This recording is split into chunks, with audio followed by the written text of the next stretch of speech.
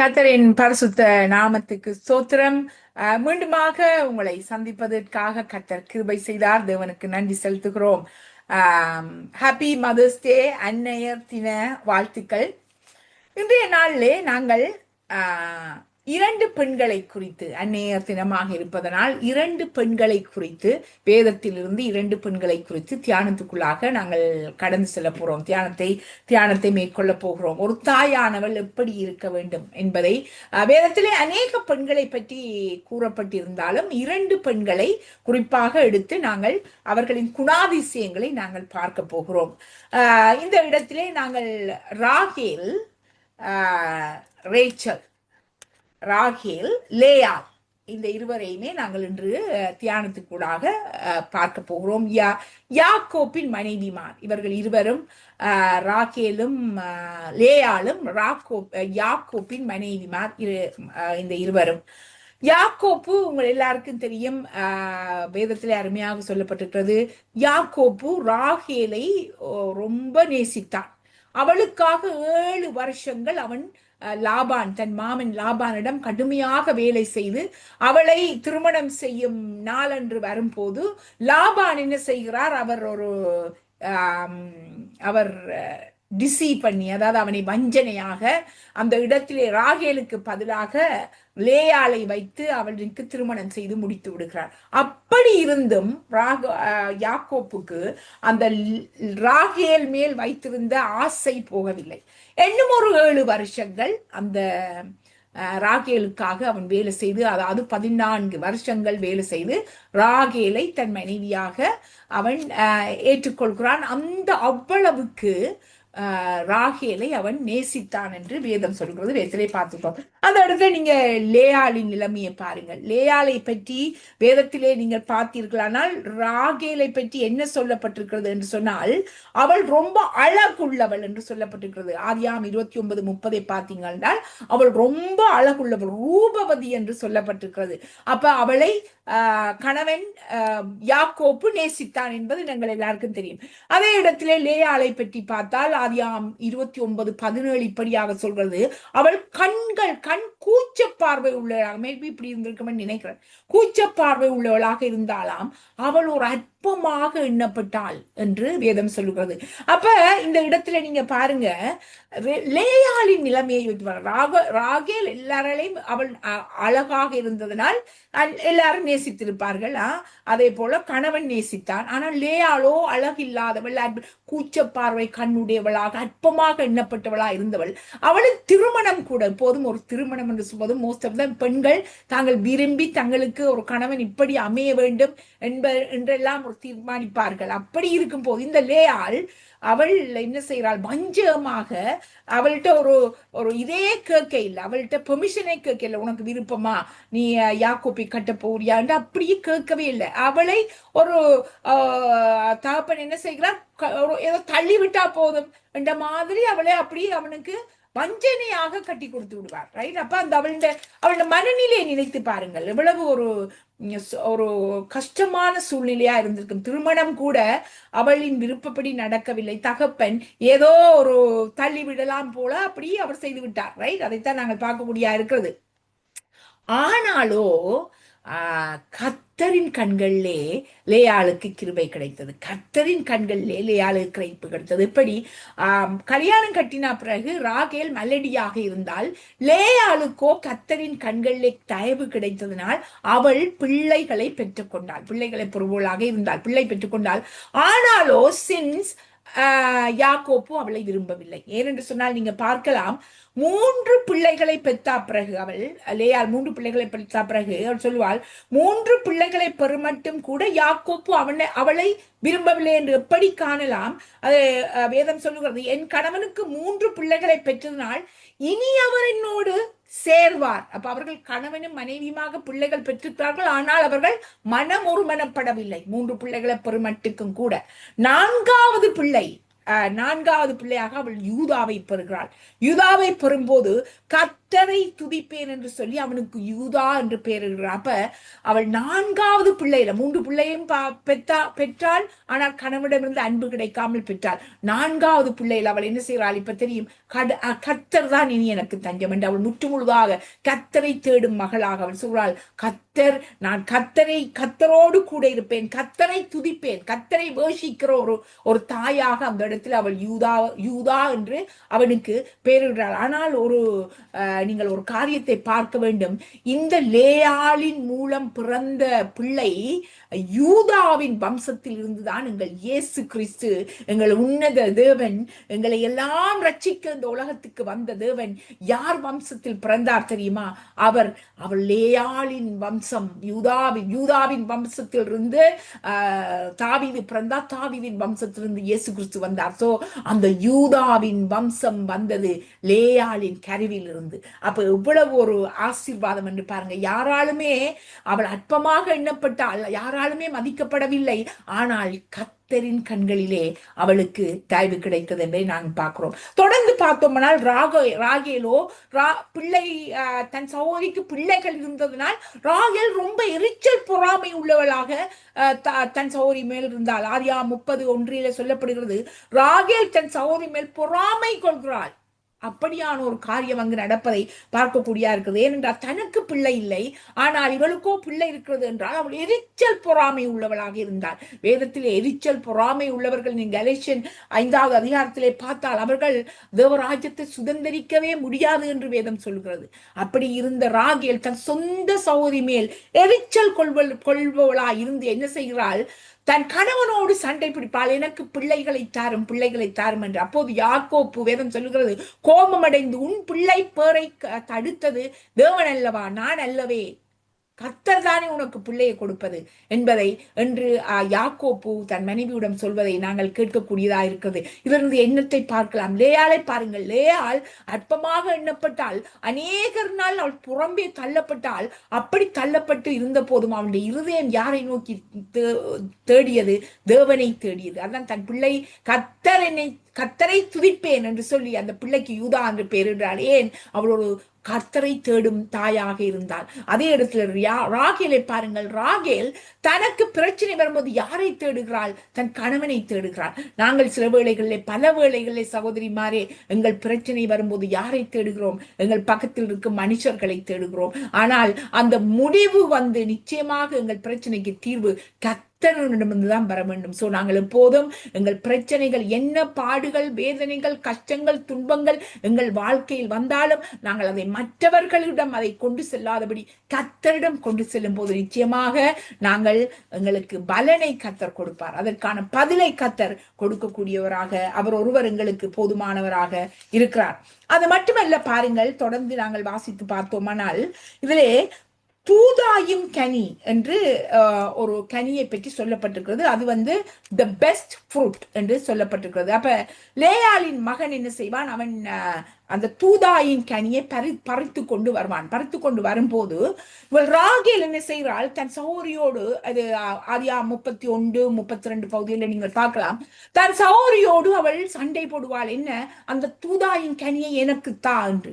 அப்ப லேயாள் சொல்வாள், நீ என் கணவனையே எடுத்துக்கொண்டு விட்டாய், இப்ப இந்த கனியையுமா என்னிடம் கேட்கிறாள் என்று அவள் ரொம்ப அற்பமாக அதை கேட்பாள். அப்ப அதற்கு இந்த ராகேல் சொல்வாள், ஓகே, இன்று இரவுக்கு என் கணவனை நீ எடுத்துக்கொள், அந்த தூதாயின் கனியை எனக்கு தான். அந்த தூதாயின் கனி என்றால் the best fruit என்று ஆங்கில பைபிளிலே நாங்கள் பார்க்கலாம். ஆமா பிரியமான சகோதரிமாரே, நாங்கள் பல வேளைகளிலே உலகத்தின் பெஸ்டை பெற்றுக்கொள்வதற்காக எங்கள் மணவாளன் இயேசு கிறிஸ்துவின் ராஜ்யத்தை உதறி தள்ளி விடுகிறோம், விற்று போடுகிறோம் அல்லவா? பாருங்கள், இங்கு கூட தனக்கு அந்த தூதாயின் கனி தேவை என்பதற்காக அவள் என்ன செய்கிறாள்? தன் கணவனே அன்று விற்று போடுகிறாள். அப்ப விட்டு கொடுக்கிறாள். நாங்கள் கூட எங்கள் வாழ்க்கையிலே எங்கள் தேவைகளுக்காக, எங்கள் பெஸ்டான காரியங்கள் எங்கள் வாழ்க்கையிலே நடக்க வேண்டும் என்பதற்காக தாய்மாராகிய நாங்கள் கர்த்தரை விட்டு விடுகிறோமா? கத்தரை விட்டு கொடுக்கிறோமா, சபையை விட்டு கொடுக்கிறோமா? ஒரு விசை நாங்கள் நினைத்து பார்க்க வேண்டும்.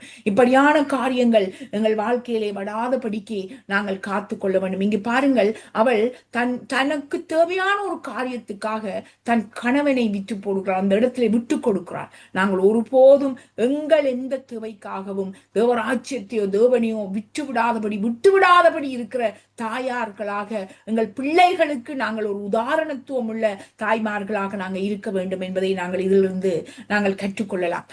அது மட்டுமல்ல, நாங்கள் பார்த்தால் ஆதியாகமம் 31:32 என்ன நடக்கிறது? லாபானிடம் இருந்து தன் மனைவி பிள்ளைகளோடு அவரை விட்டு வெளியில் வருவதற்காக யாக்கோப்பு தீர்மானித்து ஓகே, உங்கள் பொருட்களை எல்லாம் எடுத்துக்கொண்டு போங்கள், லாபான் வருவதற்கு முன்பாக நாங்கள் ஓடி விடுவோம் என்று சொல்லி அவர்கள் ஆயத்தப்படுத்தும் போது இந்த ராகேல் என்ன செய்கிறாள்? அந்த லாபானின் தெய்வங்கள் சொரூபங்கள் கொஞ்சத்தை களவாக திருடிக்கொண்டு அவள் என்ன செய்கிறாள்? அதை ஒளித்து வைத்திருக்கிறாள். அப்போது லாபான் திரும்பி வந்து தன் சுருவங்களை காணவில்லை என்று சொன்ன போது தன் மனைவி ராகேல் இதை களவெடுத்து விட்டாள் என்பதை அறியாதபடிக்கு யாக்கோப்பு இப்படியாக சொல்லுவார், நீர் யாராவது ஒருவர் அப்படி இருந்தால், அப்படி உமது அந்த சுருவங்களை திருடி இருந்தால் நீர் எங்களை அப்படியே வைத்துக் கொள்ளும் என்று அவர் சேலஞ்ச் பண்ணுவார். அவருக்கு தெரியாது ராகேல் தன் மனைவி அதை திருடி கொண்டு வந்ததை யாக்கோப்பு அறியாதவனாக, அது 31:32 அறியாதவனாக இப்படியாக சொல்லுவான். பாருங்கள், அப்ப அவள் ராகேல் ஒரு திருட்டு குணம் உள்ள ஒரு தாயாக இருக்கிறாள். 10 கட்டளைகளிலே மோசேக்கு கொடுக்கப்பட்ட 10 கட்டளைகளிலே அதுல ஒரு கட்டளை, நீ திருடாதிருப்பாயாக. You shall not steal. திருடுவது என்பது தேவனுக்கு பிரியமான ஒரு காரியம் அல்ல. நாங்கள் தாய்மாராகிய நாங்கள் பிள்ளைகளுக்கு அந்த திருடுதற என்ற ஒரு காரியத்தை நாங்கள் அவர்கள் வாழ்க்கையிலே வராதபடிக்கு நாங்கள் அப்படியான காரியங்களை செய்யாதபடி ஒரு நல்ல உதாரணத்துவமான ஒரு தாயாக நாங்கள் இருக்க வேண்டும் என்பதை இதிலிருந்து கற்றுக்கொள்ளலாம். அது மட்டுமல்ல, பாருங்கள் என்ன நடக்கிறது என்றால், அப்போது லாபான் அந்த இடத்துக்கு அவர் தேடி ஓடி வந்து இதை தேடும் போது யாக்கோபு சொல்வார், இங்கு யாருமே அப்படி எடுக்கவில்லை என்று. அப்ப இந்த இடத்துல ராகேல் என்ன செய்வாள்? அந்த பொருட்களை ஒரு ஸ்டூல் மாதிரி, அந்த ஒரு பொட்டி மாதிரி அதுக்குள்ளே போட்டு மூடிவிட்டு அதற்கு மேல் அவள் ஏறி இருந்து கொண்டு தகப்பன் வரும்போது அவள் சொல்லுவாள், ஆதியாகமம் 31:35 அவள் தன் தகப்பனை நோக்கி, என் ஆண்டவனாகிய உமக்கு நான் எழுந்திருக்கவில்லை என்று கோபம் கொள்ள வேண்டாம். நான் எழுந்திருக்க முடியாதபடிக்கு ஸ்திரீகளுக்கான வழிபாடு எனக்கு உண்டாயிருக்கிறது என்று அவள் பொய் சொல்லுகிறாள். அவள் என்ன செய்கிறாள்? தான் திருடி கொண்டதை அதை பாதுகாத்துக் கொள்ளும் மூலமாக அவள் அதை மூடி அதற்கு மேல் இருந்து கொண்டு தகப்பன் வரும்போது அந்த எழும்பாதபடிக்கு சொல்லுவாள், எனக்கு அந்த ஸ்திரீகளுக்கான வழிபாடு வந்துள்ளது, அதனால் என்னால் எழும்ப முடியவில்லை என்று அவள் என்ன செய்கிறாள்? பொய் சொல்லுகிறாள். திருடியது மட்டுமல்ல, அதை பாதுகாத்துக் கொள்வதற்கு பொய் சொல்லுகிறாள். நீங்கள் பாருங்கள், நீதிமொழிகள் 6:16 இப்படியாக சொல்கிறது, தேவன் 7 காரியங்களை வெறுக்கிறார், அவைகளில் ஒன்று பொய் சொல்லும் நாவு. பொய் சொல்லும் நாவை அது அபோமினேஷன் என்று சொல்லப்படுகிறது, டிஸ்கஸ்டிங், அதாவது அருவருப்பானது. ஆண்டவர் 7 காரியங்களை எங்கள் வாழ்க்கையிலே அருவருப்பானதாக நினைக்கிறார். அதிலே பொய் சொல்லும் நாவு ரொம்ப அருவருப்பானது. அது மட்டுமல்ல, தேவனின் கட்டளைகளிலே நாங்கள் பொய் சொல்லக்கூடாது என்று சொல்லப்பட்டிருக்கிறது. தாய்மாராகிய நாங்கள் எங்கள் பிள்ளைகளுக்கு உதாரணத்துவமாக இருக்க வேண்டும். திருடுதல், பொய் சொல்லுதல், இப்படியான காரியங்களை நாங்கள் பிள்ளைகளுக்கு முன்னால் சொல்லும் போது அவர்கள் அதை பிடித்துக் கொள்வார்கள். என் அம்மா சொல்கிறார் தானே, என் அப்பா சொல்கிறார் தானே என்று அதை பிடித்து கொண்டு அவர்கள் அதை தங்கள் வாழ்க்கையிலே செய்ய தொடங்குவார்கள். ஆனால் அது ரொம்ப மோசமான காரியமாக போய்விடும். இன்றைக்கு ஜெயில்களிலே பிள்ளைகள் களவெடுத்ததற்காக, திருடி கொண்டதற்காக, பொய் சொன்னதற்காக இப்படி எத்தனையோ தண்டனைகளுக்குள்ளாக இருக்கப்படுகிறார்கள். அப்படியான காரியங்கள் தாய்மார்களிடம் இருந்து பிள்ளைகள் அதை கற்றுக்கொள்ளாதபடி நாங்கள் தாய்மார் எப்போதும் உதாரணத்துவமான தாய்மார்களாக நாங்கள் இருக்க வேண்டும். இப்படியாக தன்னை ஒப்பு கொடுத்த லேயாளுக்கும் ராகேலுக்கும் முடிவு என்ன என்று பாருங்கள். ஆதியாகமம் 41:31 பார்த்தால் இவர்கள் மரித்து போகிறார்கள். ஆனால் எங்கே மரித்து போகிறார்கள் என்றால், லேயாளை பற்றி என்ன சொல்லப்பட்டிருக்கிறது? ஆதியாகமம் 49:31 இப்படியா சொல்கிறது, அங்கே ஆபிரகாமையும் அவர் மனைவியாகிய சாராளையும் அடக்கம் பண்ணினார்கள். அங்கே ஈசாக்கையும் அவர் மனைவியாகிய ரெபேக்காளையும் அடக்கம் பண்ணினார்கள். அங்கே லேயாளையும் அடக்கம் பண்ணினார்கள். லேயாள் தன் கணவனாகிய யாக்கோப்போடு அடக்கம் பண்ணப்பட்டான். இங்கே மம்ரேக்கு எதிரே உள்ள மக்பேலா குகையிலே எங்கே அவர்களின் சந்ததிகள் மூதாதையர்கள் அடக்கம் பண்ணப்பட்டார்களோ அங்கேதான் அவள் தன் கணவனோடு அடக்கம் பண்ணப்பட்டாள். அவளின் வாழ்க்கையிலே கணவனுக்கு பிரியம் இல்லாமல், கணவன் அவளை விரும்பாமல் ராகேலை விரும்பிய போதும் அவள் ஓட்டத்தை ஓடி முடித்தாள் தன் கணவனோடு. அவள் எங்கு அடக்கம் பண்ணப்பட்டாள்? தன் கணவனோடு தான் அடக்கம் பண்ணப்பட்டாள். அவள் எப்படி தன் மூதாதையர்கள் அடக்கம் பண்ணப்பட்ட அந்த மக்பேலா குகையிலே தான் லேயால் அடக்கம் பண்ணப்பட்டாள். ஆனால் ராகேலுக்கு நடந்ததை பாருங்கள். ஆதியாகமம் 35:19 ராகேல் பெத்லகேமில் இருந்து வரும்போது மரித்து பெத்லகேம் என்னும் எப்ராத்தா ஊருக்கு போகிற வழியிலே அடக்கம் செய்யப்பட்டாள். அவள் தன் பயணத்தை முடிக்கவில்லை. ராகேல் தன் பயணத்தை முடிக்கவில்லை. அவள் எப்ராத்தா என்ற இடத்திலே அடக்கம் பண்ணப்பட்டாள். ஆனால் லேயாளோ தன் பயணத்தை முடித்து தன் கணவனோடு அந்த மக்பேலா குகையிலே சந்ததியோடு மூதாதையர்களோடு அவள் அடக்கம் பண்ணப்பட்டாள். பிரியமான சௌரிமாரே, நாங்கள் எப்படிப்பட்ட தாயாக இருக்க வேண்டும்? நாங்கள் ஒரு ராகேலை போல இருக்க வேண்டுமா? ஒரு லேயாளை போல இருக்க வேண்டுமா?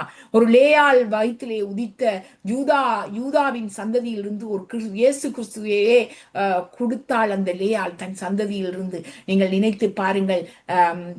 நாங்கள் ராகேலை பார்த்தால் ராகேலின் கருவிலே வந்தவன் தான் அவள் தானின் சந்ததியை கொடுத்தாள். அந்தி கிறிஸ்து வரப்போவும் சந்ததியாக தான் சந்ததி எழுதப்பட்டிருக்கிறது. அப்ப நினைத்து பாருங்கள், நாங்கள் எப்படியான தாய்மாராய் இருக்க வேண்டும்? தேவனின் சமூகத்திலே தேவனுக்கு நன்றி சொல்லும் தாய்மாராக இருக்க வேண்டும். பிள்ளைகளுக்கு முன்னுதாரணமாக திருடுவது, பொய் சொல்லுவது, இப்படியான காரியங்கள், எரிச்சல், பொறாமை காரியங்கள் இல்லாதபடிக்கு எங்கள் இருதயம் எப்போதும் கர்த்தருக்கு உகந்த காரியங்களை செய்கிற ஒரு தாய்மாராக நாங்கள் இருக்கும் போது நிச்சயமாக நாங்கள் ஓட்டத்தை ஓடி முடிக்க முடியும். எங்கள் பிள்ளைகளையும் ஓடி முடிக்க நாங்கள் துணையாக இருக்க முடியும். ஆமேன். நான் தலைகளை தாழ்த்தி ஜெபித்து நாங்கள் இதை முடித்துக் கொள்ளலாம்.